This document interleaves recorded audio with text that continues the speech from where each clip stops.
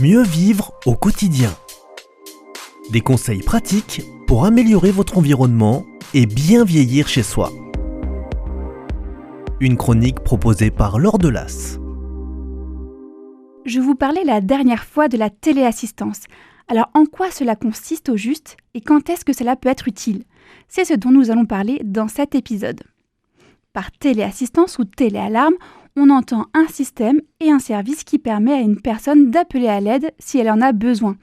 Concrètement, cela se présente le plus souvent avec un système en deux parties. Une partie transmetteur placée près du téléphone fixe et une partie bouton, sous forme de bracelet ou de pendentif que l'on doit garder sur soi. Lorsque l'on appuie sur ce bouton, cela va alerter une centrale d'écoute qui est disponible 24 heures sur 24, 7 jours sur 7. Celle-ci va chercher à vous rappeler via le transmetteur. Si vous pouvez lui répondre, le chargé d'écoute fera le point avec vous sur la situation pour ensuite prendre les dispositions adéquates. Si vous n'êtes pas en mesure de répondre, là, cela lance une autre procédure.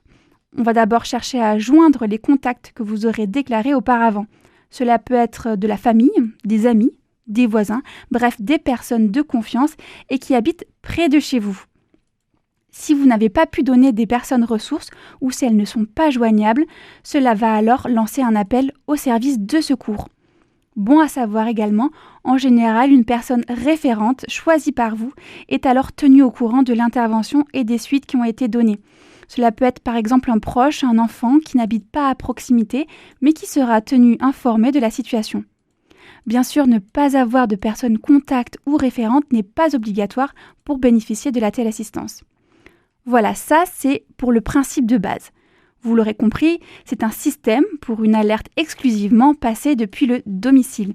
Après, il existe différentes déclinaisons et options.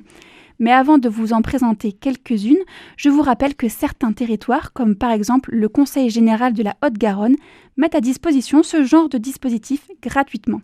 Donc surtout, n'hésitez pas à vous rapprocher du Centre communal d'action sociale, le CCAS, le plus proche de chez vous, pour avoir toutes les informations relatives à votre localité. Alors dans les variations, vous avez comme principale option la possibilité d'utiliser un système mobile. Même principe, il va s'agir d'un bouton, sauf que cette fois-ci, vous pouvez l'emporter partout, même en dehors de chez vous. Il sera bien souvent équipé d'une carte SIM et d'un haut-parleur pour pouvoir appeler directement. Et il est habituellement couplé avec une possibilité de géolocalisation qui sera comprise ou non dans la formule. Ensuite, vous avez des détecteurs de chute. Ce sont des bracelets qui vont automatiquement passer un appel lorsqu'ils détectent une chute. Cela peut être utile en cas de chute en situation isolée avec perte de connaissance. Voilà, à vous de voir quel système vous conviendrait, seulement à domicile ou bien n'importe où. Quelles options d'appel, plutôt à des proches ou à une centrale, avec ou sans géolocalisation, avec ou sans détecteur de chute, sous quelle forme, plutôt bracelet, montre, télécommande, à vous de choisir la formule et le prestataire.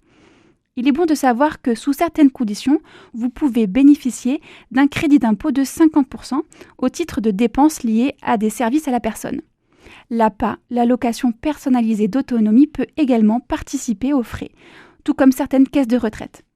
Vous l'aurez compris, la téléassistance est à la fois un système d'alerte et un service d'écoute associé. Et cela peut être bien utile pour le maintien à domicile lorsqu'il y a un risque pour nous de nous retrouver dans une situation nécessitant de l'aide, par exemple après une chute ou un accident de la vie courante. Je vous remercie pour votre écoute et je vous retrouve bientôt pour un nouvel épisode de Mieux vivre au quotidien.